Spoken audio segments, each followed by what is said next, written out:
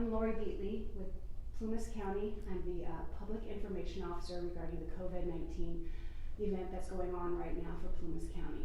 And I'd like to thank Plumas County for joining us today, as we have two very distinguished guests who are going to be answering questions from you, the community, regarding Plumas County and COVID-19. Today I would like to introduce you to our Sheriff, Todd Johns, who's also our Office of Emergency Service Director for Plumas County, and Andrew Woodruff, who is our Public Health Director, and they will be making some statements and also answering your questions regarding Plumas County and COVID-19. Thank you for joining us. Good morning. So I'm really excited to be here with you today. Just have a few opening comments, and then we'll go into many of the questions that community members have asked us. While there is still a state health officer order in place, we recognize that residents are seeking information about when this order might be loosened or reversed, and when it might be safe to do so. To date, the county response for COVID-19 has included a tremendous amount of effort. We have partnered with healthcare facilities to dramatically increase our ability to test residents. We have developed systems to directly assist those who are at higher risk and who may have spent a long time, several months in some cases, at home. And we have established alternative housing options for those who may become positive and need a safe place to isolate. We also continue to work with local businesses to help them through the transition into safe and safer operations. Today I'll share more with you about what the roadmap to recovery may look like and some of the positive changes that we can expect.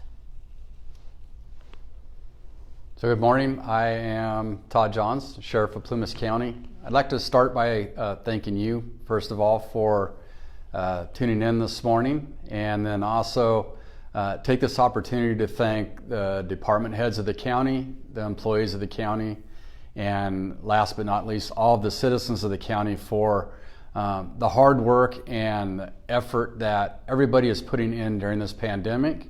I want to remind everybody that even though it may seem that things are starting to kind of even out within the state, that we still have a lot of hard work to do. We need continued patience. We need to continue to isolate ourselves the best possible, especially around grocery stores and when we're in the community. And we're going to get through this thing. We just have to stay positive. And again, I really appreciate all the patience that the public has had, not only in dealing with my staff at the sheriff's office and at the correctional facility, but all the staff and departments within the county. So thank you very much. Great. One of the first questions that has been asked by many people is when will what are the community benchmarks and timelines in order to resume non-essential work as well as emergency medical procedures? This is a challenging question, and one we all wish we had really clear answers to. The state health officer and the governor's team have laid out a roadmap to recovery. And this roadmap establishes 6 criteria that local jurisdictions can apply locally towards meeting these criteria and beginning to loosen things up within the county. So just briefly, those 6 criteria include our own ability to monitor and protect communities through testing and contact tracing, including isolation of those who may become positive and the care of those people who become positive. Second, we're looking at the ability to continue to prevent infection among those who are at the highest risk for serious disease. Third, we're looking at the continued ability of our hospitals and healthcare partners to have the capacity to care for sick individuals. Fourth, we're looking at the ability to meet local demand for approved therapeutics and treatments once those are available. And 6, we're working with businesses, schools, and childcare facilities, and will be working with those to learn how to continue to support social distancing into the future as things start to loosen up. And lastly, as part of the governor's roadmap to recovery, we're looking at what our ability is to determine when certain measures need to be reinstituted if our risk starts to increase again for the disease. So Plumas County, as the sheriff said, has been doing a fantastic job of participating in all of the things that keep us safe. These are helping us meet this criteria. We've focused a tremendous amount of resources on increasing our ability to test and to do the contact tracing and investigation. And this will result in a phased approach and a gradual turning back on and enlightening of our community during this time. To the medical procedures part of the question, one thing that is really exciting is that our hospital partners are looking at starting to add back into their services things that were either elective or non-emergency procedures and surgeries. And so that is one of the first loosenings under the governor's order that we can all celebrate. Or Todd, if you have something to add to that. I don't. Question. Actually, you did a great job. So, do you want me to go with the next one? Yeah, go for it. The next question is, when will non-essential travel be lifted? And is Plumas County able to decide, independent of the governor, of when we enter the different phases? So the reality is that non-essential travel will probably be lifted when the criteria that Andrew just spoke to are met. And I watched the governor's live news meeting yesterday at noon, and the reality is Andrew could probably answer this better than me, but I'll give it a shot. When you have a positive case, there's a lot of things that go into that positive case. There's a investigation into who each person has contacted, and that can be on the state's basis can be as many as 10 people. It could even be more. And so the reality is what we have to monitor within the county is when we have a positive case or several positive cases, do we actually have the infrastructure to do the follow-up investigations to determine who those people have contacted, contact those people, test those people. And so what I would really like the citizens to know is that we collectively, the health department, the sheriff's office, the district attorney's office, environmental health, we're meeting regularly. We're having discussions daily on what this looks like. And we want you to be assured that as soon as we can open the county and feel comfortable doing that and not putting the citizens of the county in jeopardy, we're going to do that. We also want to try to follow the governor's guidelines, though, which is also very important. So while we can't give you a date, just know that we are working towards doing that as soon as we can without putting people's health in jeopardy. Mm-hmm. And Andrew, if you'd like to follow up on some of that. Yeah, I'll just add a few things. I mentioned those 6 categories of abilities and capacities that we're working on locally in order to open. And I just want to remind everyone, this governor's roadmap is a tool that we will apply to our local environment and our local geography. It's not a one-size-fits-all approach for the state. And I also want to remind everyone to keep in mind that this summer may look very different from other summers that you have enjoyed in Plumas County.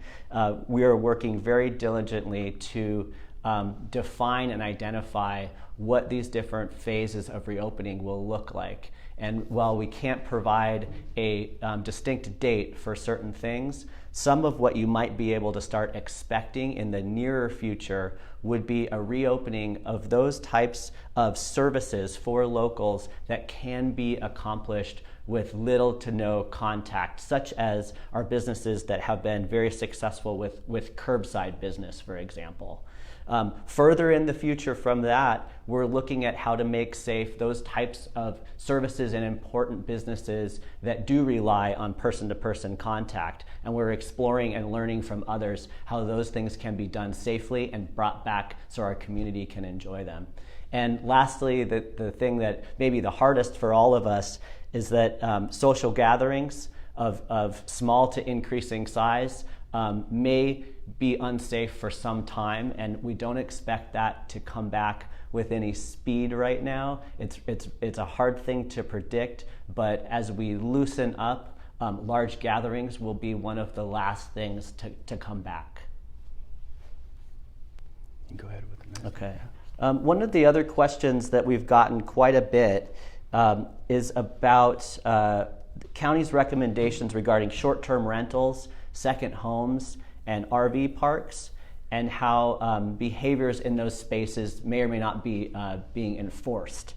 And, you know, RV parks is a tough issue. We have over 50 RV parks in our county, and they operate in a variety of different ways, serving a variety of different types of people. We've worked with both concerned residents and RV park owners themselves, and the way that we are defining the type of guests that are allowed to enjoy these spaces right now include those persons who are year-round residents at these businesses or parks, people who may be essential workers and who live there so that they can carry out their essential work, and then those who are seasonal residents of those places. And I'll turn to Sheriff Johns to add anything about enforcement.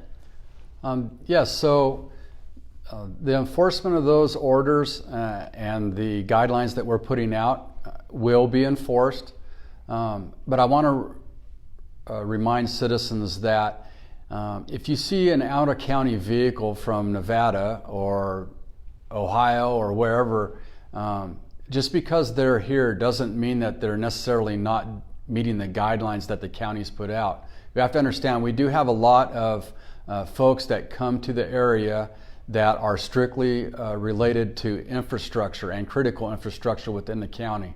Does that mean that we don't want to hear about it? No, because we absolutely want to entertain having discussions with people to make sure they are meeting the guidelines. But just remind yourself that just because you see an out-of-town vehicle or somebody you don't recognize, it doesn't necessarily mean that they're not meeting the guidelines that we're putting out. So, I'll start off with the next one. Another commonly asked question is about when will golf courses be open and when will boat ramps be open? So a few comments on golf courses. As a service to our local community, golf has been interpreted as allowable under the current governor's order. And the county has we've worked really hard to develop guidelines that will protect local players as they may begin to enjoy this outdoor recreation.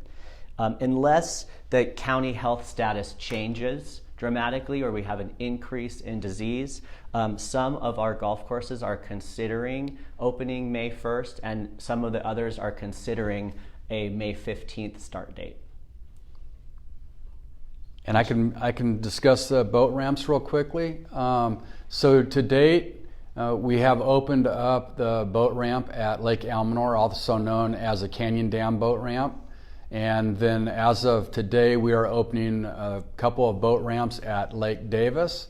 And right now we're using those two lakes as basically to get a basis of how we can possibly open up other lakes, what it looks like.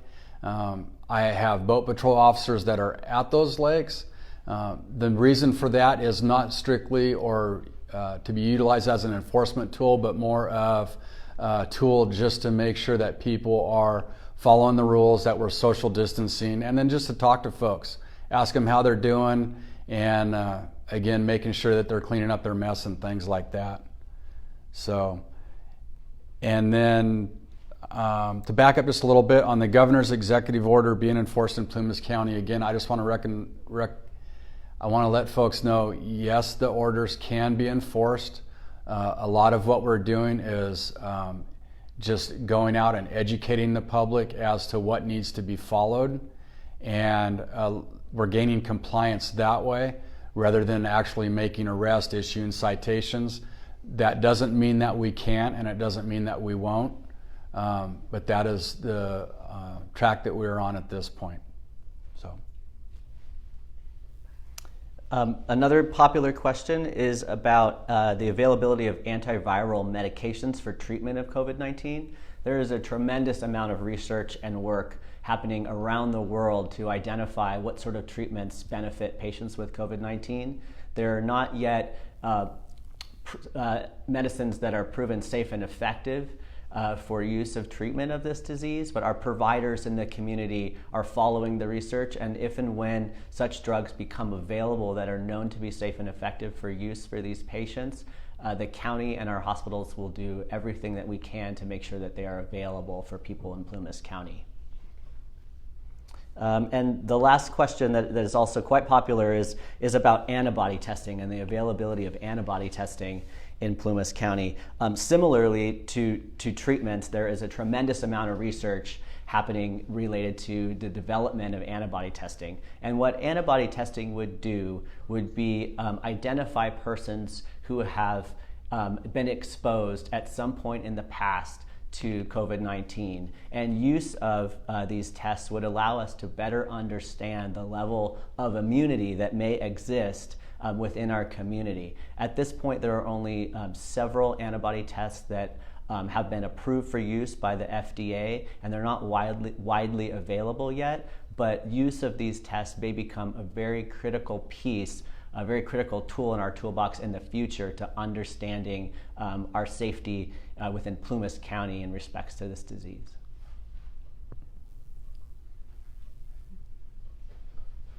So I again would like to very much thank the public for tuning in to this morning's podcast. Just a couple of quick things in closing. We are a very close, tight-knit community, and I want to remind folks, especially with our grocery stores, because we get a lot of questions about grocery stores and social distancing in grocery stores. You know, 3 months ago, 4 months ago, when we see our friends in a grocery store and we stop and we talk to them and we say hi, and it isn't a big deal to tie up an aisle. Right now, I want to recommend to folks that when you go to a grocery store, have a list. Get your specific items, get out of the grocery store. If you see friends in there, tell them you call them. Say hi in passing. Same thing at our gas stations. We need to stay vigilant. We need to continue our social distancing. We need to continue to be patient with each other. Report things as you see them. We're happy to come out and do investigations to determine if it's something that we need to be involved in.